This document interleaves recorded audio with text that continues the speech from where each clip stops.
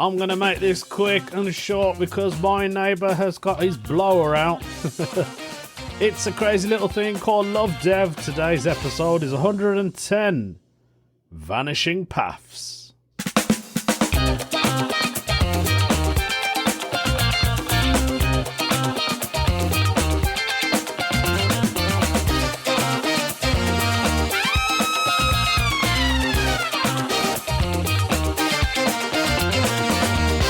Happy New Year, everybody. This is not a New Year resolution. This is do something. Get a podcast out there. Even though you've got a handful of listeners. Who cares? I don't know, man. I'm doing this for you lot. Hope you all had a lovely Christmas. Seems like it was ages ago now. It was last year, wasn't it? Yeah, it's New Year. Has anyone got a New Year resolution? I don't have one. Not this year. I haven't thought of having one. My only goal is I want to do a tour. That's what I want to do. So, yeah, I suppose that's a resolution, isn't it?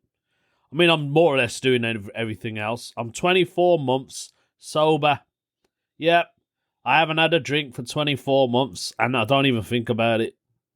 Like I mentioned earlier, all I miss is my rum. That's it. I think I missed the taste of it. So, yeah, hope everyone is well. I have a show coming up very soon at the Leicester Comedy Festival, which is on Sunday, the 18th of February, at the King Richard III pub, which I believe is on Holly Street. I might have got that wrong. But if you go on the Leicester Comedy Festival, you can catch my show. There's other shows on as well. Mine's £5 a ticket. If you can get down, it is a Sunday. Starts early, so I hope I get a nice full room. Because, like I said, I want to do a tour. That's my goal. And if this show goes well, fingers crossed, touch wood, wink, wink. I don't know what else you do. Yeah, I'm hoping that it does fill up. Do you know what I mean? So, yeah, that would be nice. Other than that, I've been all right, you know. I've been all right. I've had a nice Christmas. I did work during Christmas, so I was at the hospital, and it was all right. It was an easy day.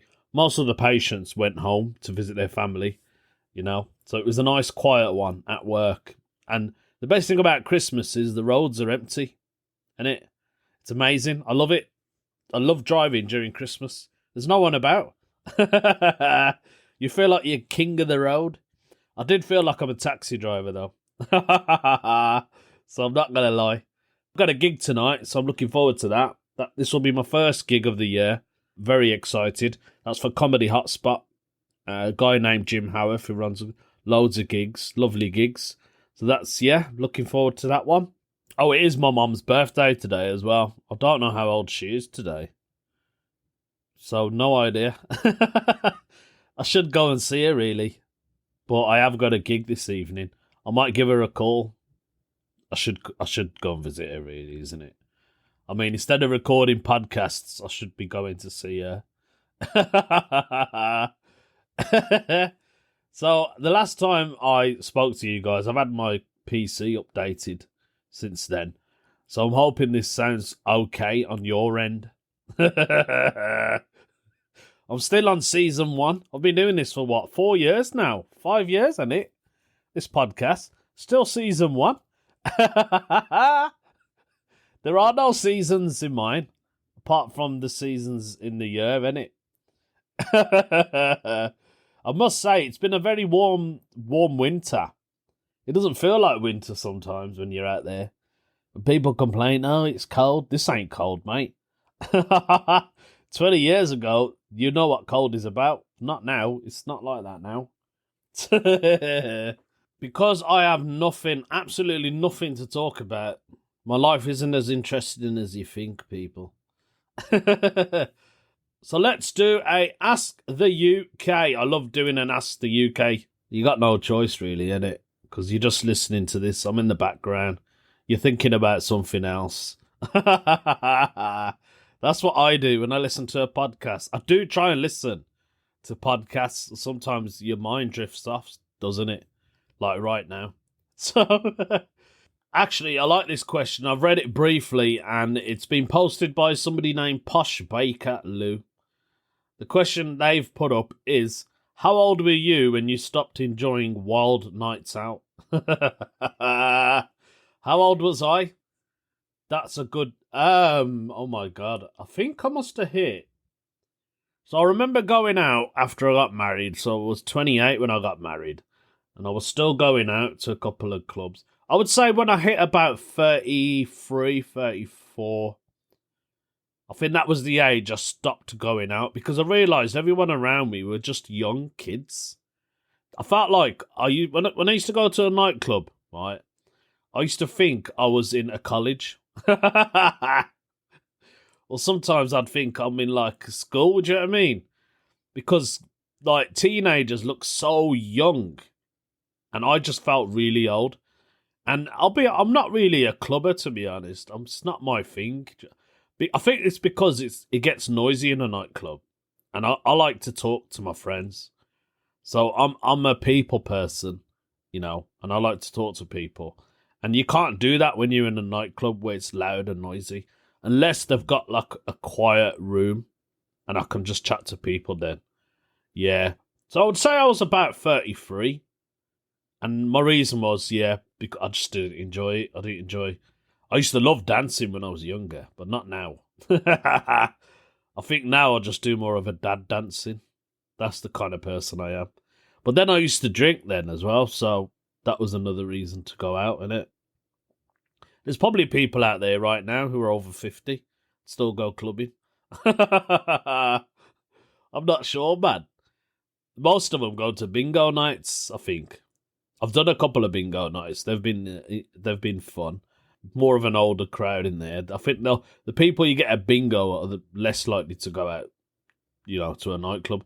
But then we have music and they love dancing, so maybe they still go. God knows. Anyway, Posh Baker Lou says he's 34 next month, and while it takes a full 48 hours to recover after nights out, now I don't miss that, the hangovers.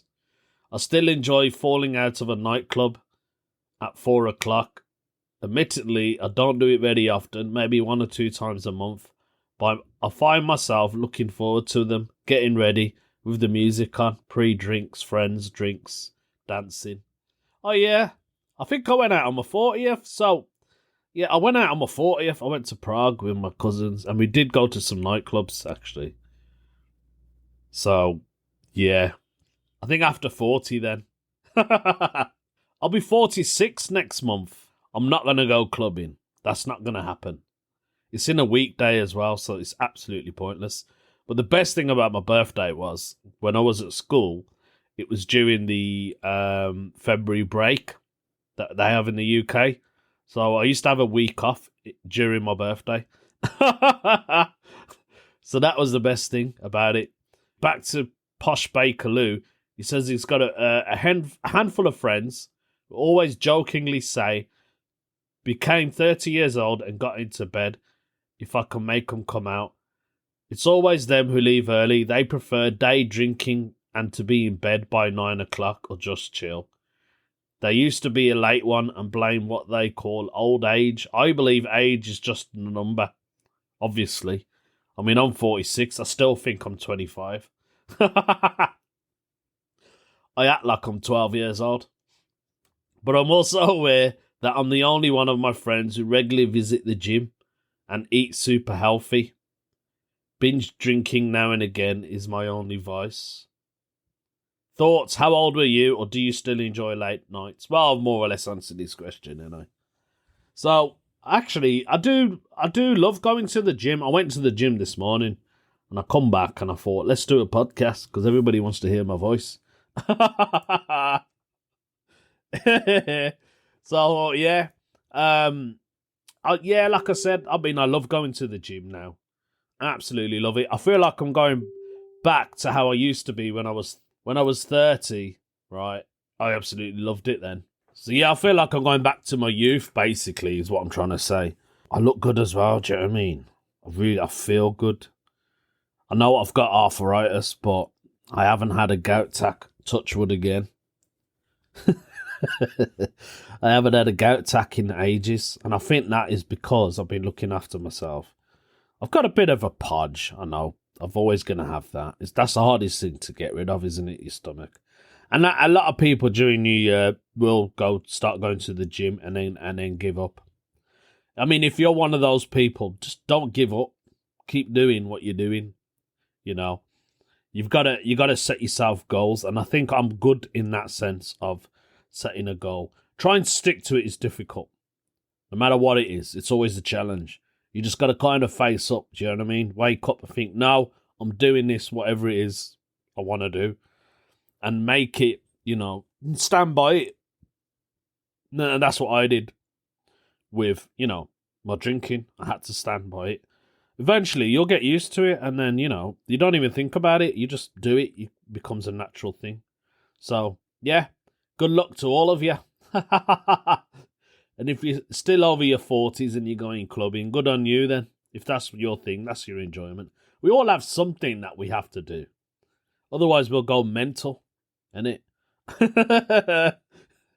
That's the thing. And as long as it's not drugs, and you're not abusing your body, then it's fine. If your New Year resolution is to become a drug addict, I think you need to go and look at yourself. Or just message me and I'll try and help you. Right, I'm going to move on because I said I've got nothing to talk about. Some of you are probably switched off by now. So let's do a no stupid question. You know me, I love a no stupid question. So today's no stupid question has been posted by Your Frick Stormcloak. That is such a bizarre username. I think we need to talk about your username. What is a Your Frick? It must mean something. I mean, I'm not that educated. So some of you out there probably know what it is, or you're thinking that's just a made-up word. Frick Stormcloak has asked the question, what would happen if you got drafted into the army, but you were basically useless? Oh, that could happen, innit? I know, is it Greece? The blokes in Greece have to join the army at a certain age. I'm sure that is true. Is it 18? When they're 18, they go to the army for 2 years or something like that. I might have made that up, but I'm sure someone told me that. You could be one of those people. If you were Greek, right, and you were absolutely useless, you're one of those people that goes out clubbing late night. You drink loads of alcohol.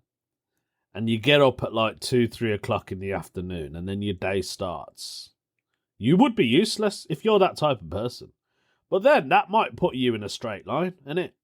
So going back to the other question, there we go, there's the answer. If you want a resolution, join the army, innit?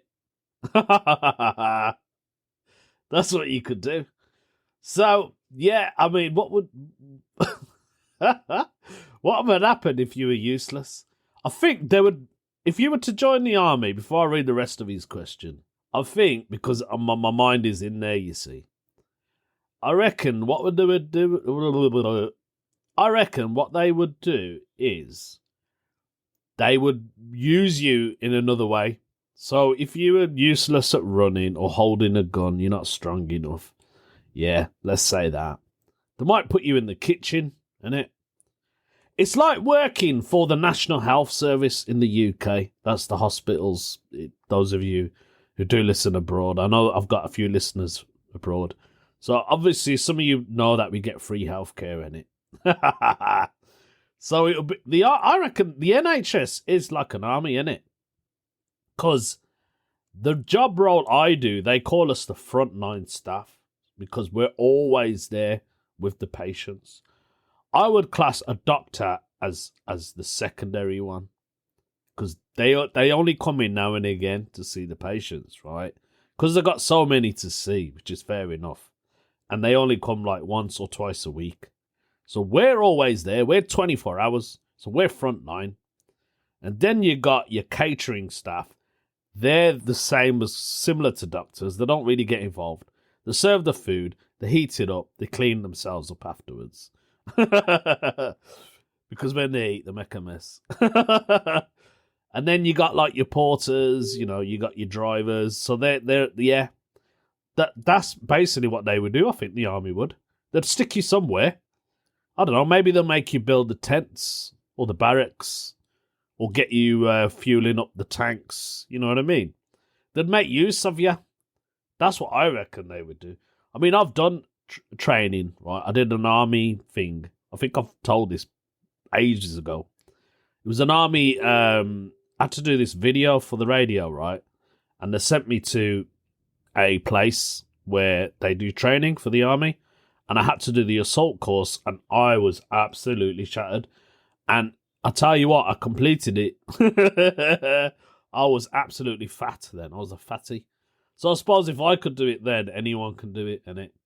But it's whether you can do it on the battlefield mentally. Because it is a mental thing, isn't it? You know, that's why you get a lot of army people who have PTSD, post-traumatic something disorder. Is it stress? I think it's stress. Yeah. So I suppose they'll make use of you. That would be my answer. If you were useless, I think I would be useless. I would just make everyone laugh. I would make the enemies laugh. That was what I would do. That's what we should do. Like I said before, when I went to Paris and they have the light show and the fireworks show on the castle. That's what they need to do during wars, is put that Disney castle in the middle on the borderline, right, on the border between the two countries. Play the show, which runs for like half an hour. Both sides would be in tears. I'm telling you, if both sides saw Mickey Mouse and all that, they'd be hugging each other. That's my solution to the war. You stick Disney in the middle. Or something very similar. We won't have any wars then. Do you know what I mean? Anyway, there's too much of that going on. So I want to read what he says. I've probably answered what he says. So, you frick Stormcloak says, let's say you get drafted, but you generally can't handle any of the pressure. And the moment the drill sergeant scolds you, or something, you break into the ugliest crying and started having a panic attack. Oh, he means in that sense. You can't really train that, right? That's worse than just not being there. What would happen? So if you failed in front of the sergeant and you started having a panic, he means in that sense. I don't know, man. What do? They probably beat you, innit? Beat you, make you do exercise. That's what I reckon they would make you do. I think that's my answer to the question. Yeah, I think they'll just make use of you, mate. Basically, they'll make you do something. If you're really, really bad, like you're the worst soldier they've ever had in their life, I don't know, man. I don't know what they'll do. They'll probably stick you on the front line, innit? You'll just be like a shield for the army. So the other day, right, Sheila started laughing at me, right, because she said, you know, like I'm really into bizarre stuff, yeah? Not in that way, what you're thinking. Like weird stuff. I love watching weird programs, and there's one on, I don't know what channel it's on, but I got it on me dodgy stick. It's Dan Aykroyd. It's called Unbelievable. I don't know. I don't think it's on Netflix. I have no idea what it's on. Yeah, but it's on me dodgy stick. And it talks about, like, mad stuff in it. Like, the first person who thought he could fly. I can't remember the geezer's name. He was in France, yeah. And he wanted to be the first person to fly. And he made these outfits and he used to stick them on the dummies and he used to throw them out of the window. Yeah. And I think one of them kind of flew. I can't remember. What he said was, he really believed in his inventions. They were basically like cloths. Yeah. Like a massive coat. And he thought because they're not flying, it's because of the height. So he said what he's going to do, he's going to test out a dummy on the Eiffel Tower, top of the Eiffel Tower. And it got approved, right? And this geezer thought, yeah, I'm gonna throw my dummy off from the Eiffel Tower. And everyone was like, fair enough. And that's what he told the police or whoever it is. I don't know. The French government, they approved it. Loads of people went there to watch this. And guess what? He jumped off himself. Madman. They didn't even stop him. That was the worst thing. They were like, all right, mate, if you think you're really good at your flying adventure, right, you do it then. No, well, basically, do it. So he jumped off. And obviously, it didn't work. He died. Flat-faced on the ground. And that's like what the program is about. So it's bizarre stuff. And I love listening to stories like that. They really fascinate me. But lately I've been watching the Bigfoot expedition. On the dodgy stick. And my missus, she can't stop laughing. She goes, you're mad you are. She goes, you keep watching this same program. They do the same thing and they don't find anything. And I'm like, the real, man, the real? She goes, what do you mean, the real? What do they look like? I said, they're bigger than me. They're about 8 foot. They're twice the size of me. They're hairy. I said, they're all over the world. They believe that they're there in Nepal, in the Himalayas, in other parts of the world. They got different names. I said, how do you know? I said, we don't know everything. She thinks that's hilarious. So, yeah, I don't know why I mentioned that, but I thought it was something funny. So going on to that, bizarre, let's finish off the podcast with a weird news story. My favourite. This is my favourite bit. I just want to do a podcast with loads of weird news stories. Okay, let's see what we got. So today's weird news story, I saw this ages ago on my phone and I thought, this is funny, man. Just the title of the story is hilarious. It is taken place in the United States of America. I think it's Florida, I'm not too sure. Oh yeah, it is. Yeah, from the title. Today's weird news story is Florida mom baffled by a bizarre theft. I come home and my driveway is gone. Imagine that, you get home and your driveway's gone. That's hilarious. Okay, let's see what happened. I'm really intrigued. So, a single mom who was trying to sell her Florida home is scratching her head over a bizarre theft after someone stole her concrete driveway right out of the ground. Concrete as well, you know, weren't even bricks. I come home and my driveway is gone, says Amanda Brochu. Shout out to Amanda Brochu, who told WFTV of the moment she realised someone had ripped up the concrete driveway of an Orange County home last month, leaving a patch of muddy dirt in its place. Who would take a driveway anyway? Like concrete? Like if it was steel, yeah, or made out of gold, then I can understand. But why would someone, unless it was a prank, I don't know. Anyway, the mystery started soon after she listed the home for sale, the baffled mom said. Soon, strange contractors started showing up to measure the driveway. They were already getting prepared for it. Brochu told the outlet, with her son counting 5 such workers in total. When she asked the crew what they were up to, they told her a Tampa area man identified only as Andre hired them to price a replacement. Or maybe it's a mistake. Okay, that makes more sense, doesn't it? The team even provided her text messages purportedly showing Andre asking for the estimate and providing them with Brochu's address. The suspicious client, however, was out of town when the contractor requested an in-person meeting and cut off communication when asked for proof of ownership.